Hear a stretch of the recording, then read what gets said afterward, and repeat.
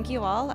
Today what I'd like to do is touch upon the subject of both sustainability as well as smart energy branding by making it a little bit more tangible. You know, this is day 2 of the conference, and within the context of a lot of the project work that we do touch upon branding quite a bit, either as an overt goal of the project or within the context of good marketing. So what I want to do today is to give you a couple of examples, actually 2, to try to demonstrate to you what effective branding can mean, which means I need you to listen because there will be a quiz, okay?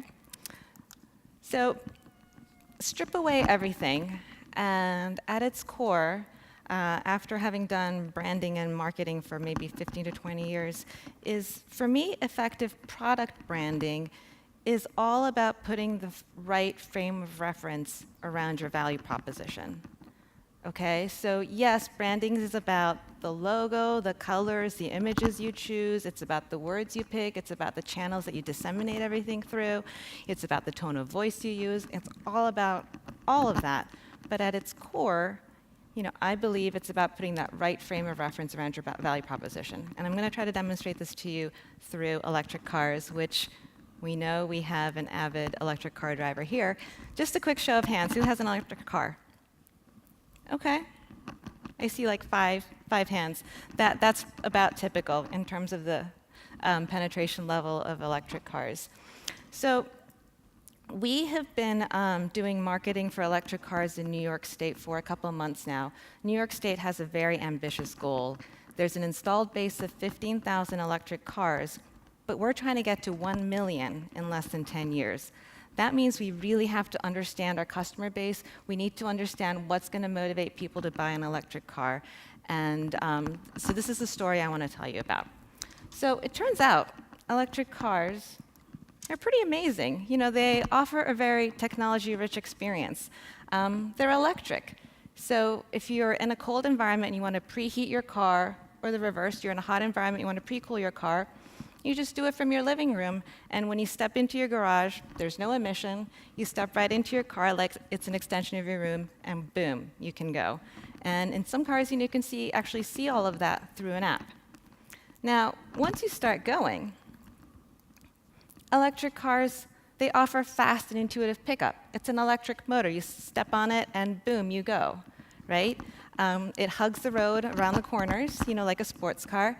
And every electric car driver says, it's so much fun driving an electric car that I can't go back to driving a conventional gas car. So there's this exhilaration side of an electric car, but in addition to that, there's also, I think, the satisfaction, if you will, of continuously saving time and money. So you don't have to go to the gas station, stand in front of a really cold nozzle and smell the fumes, get it on your hands. There's no oil change associated with an electric car, so it's very low maintenance. So it saves you time and money, so you can really focus on the things that matter in your life. And you've done all of this throughout the day, you get home, and this is the peace of mind part. You get home, you simply plug in when you're done.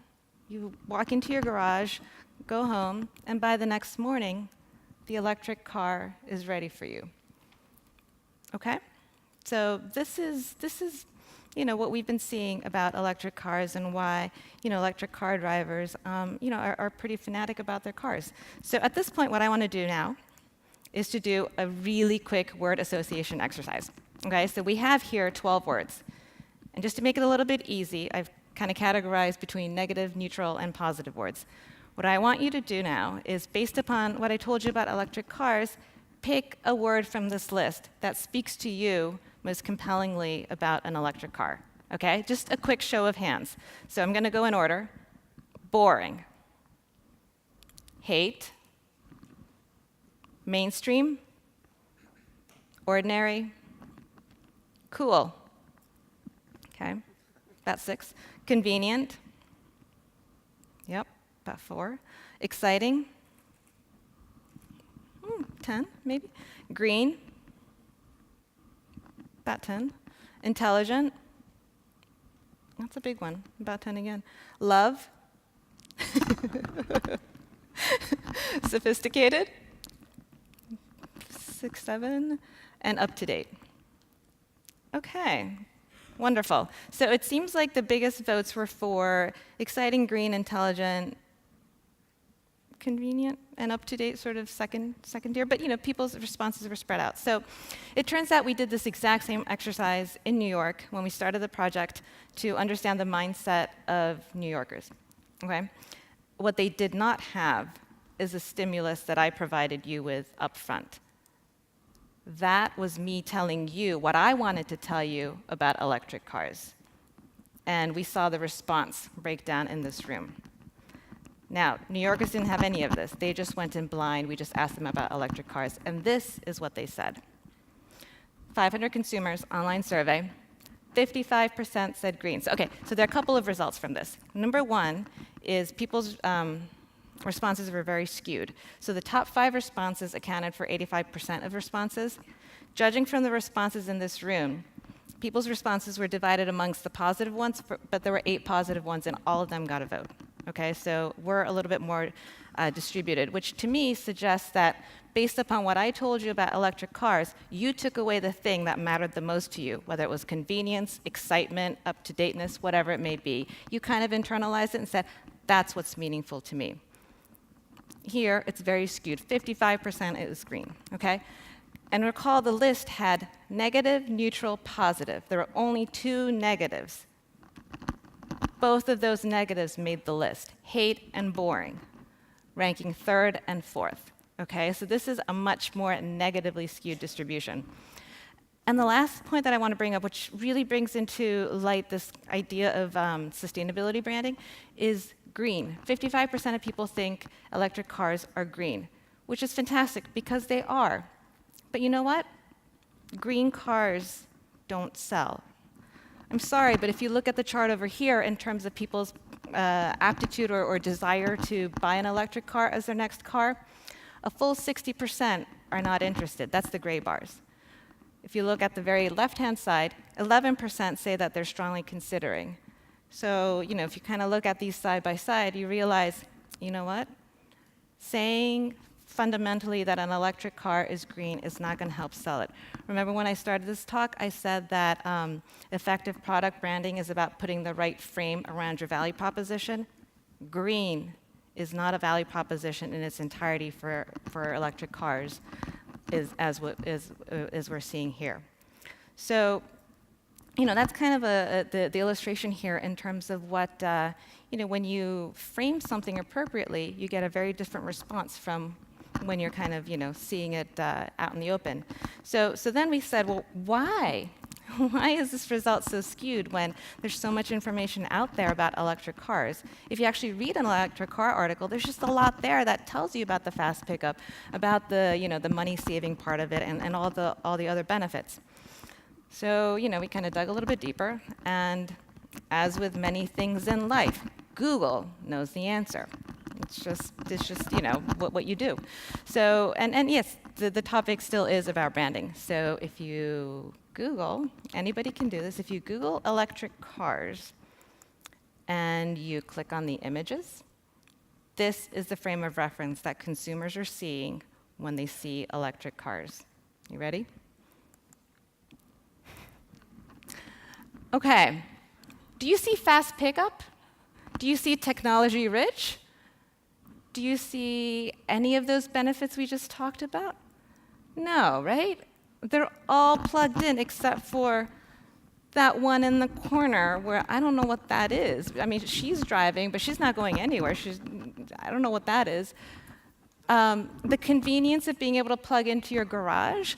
No, look at this lady here. She's like at the foot of the Brooklyn Bridge or some kind of bridge, risks getting mugged to charge her car. I mean, this is just not the image that anybody needs to see to be able to want to buy an electric car.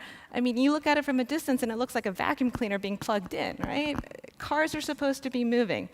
And so this is the discrepancy that we're seeing in the marketplace. So I'm really glad that this conference is happening, and Frederick, you've been amazing to bring all of us together because branding matters, and it absolutely does. But what we are seeing in the marketplace with respect to energy right now is misbranding is mattering more. We can say we don't do branding, But somebody put those images out there on the internet. Somebody is branding it for us if we are not proactively doing it ourselves. And that today is doing more damage than good in a lot of these energy-related categories. So that's my little spiel about product branding. Just in the last 2 minutes that I have, what I want to do is talk about the corporate level of branding. So, you've got 2 tiers of branding, just roughly speaking. You've got it at the product level, and you've got it at the corporate level. And one of the topics for this talk, for this session, is about smart energy. And I would argue that all the utilities in our space, we are smart energy companies, right? We have, these are United States stats, I'm sorry, but we've got 450,000 miles of transmission lines. IT and OT integration is happening. We've got 10,000, automatic capacitors, 7,000 feeder switches. We've managed to interconnect more than 80 gigawatts of CHPs and fuel cells onto the grid, more than 35 gigawatts of solar panels. I mean, all of that is happening, and yet the grid is reliable 99.97% of the time. If that isn't a smart energy company, I don't know what that, what is, right? So we are there in terms of the technology, in terms of the demonstration of the abilities of smart energy. But if you do the same exercise, if you Google, go to Google for everything, if you Google smart energy on Google, okay, before that, so effective company branding takes it a notch up above value proposition. It's about connecting your customers to your business strategy. So just as I said, all the features, of a utility company that, should make it a smart energy company, it's all of that should be demonstrated into the marketplace. But if you Google smart energy, this is what you get. To me, this is kind of fairy tale land. There is nothing about this that is smart energy. And this is fundamentally the issue, or the disconnect, if you will, that consumers have, where a lot of the work that we do to, through marketing or branding or what have you, to educate the consumer base, is really just kind of getting them to the starting line of appreciating the business that we're in. This is not the business that we're in. This is somebody's clip art view of the world that they don't understand. And this is the misbranding, if you will, in the marketplace that, as a sector, we really need to overcome. So just to finish this off, we created a video at one point because we wanted to inspire people on, the business of a utility and what that enables. So just, marketing 101 in terms of, if you offer a product or a solution, you've got functional benefits, you've got emotional benefits. If those aren't made clear to the customer, then they don't really connect with you. So, in terms of energy branding, we think that, the first step, or smart energy branding, we think the first step is actually just getting people's appreciation levels up so that they're inspired by what we do. And so I'll end with this.